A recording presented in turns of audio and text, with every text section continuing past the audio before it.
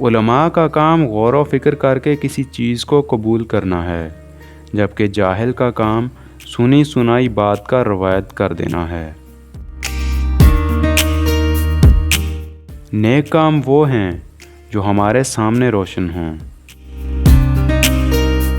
کسی کو اپنی زندگی میں بہت اہمیت دینے سے پہلے اپنی اہمیت بھی ان کی نظر میں جانچ لینی چاہیے۔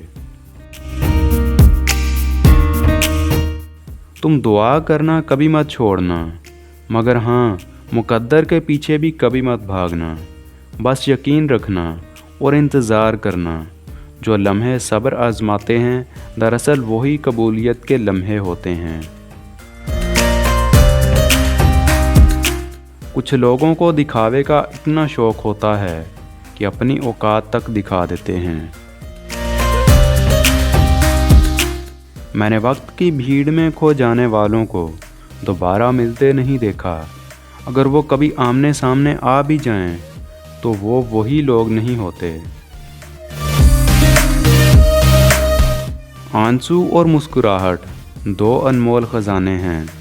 آنسو صرف اللہ کے سامنے بہائیں اور مسکراہٹیں اللہ کی مخلوق میں بانٹ دیں۔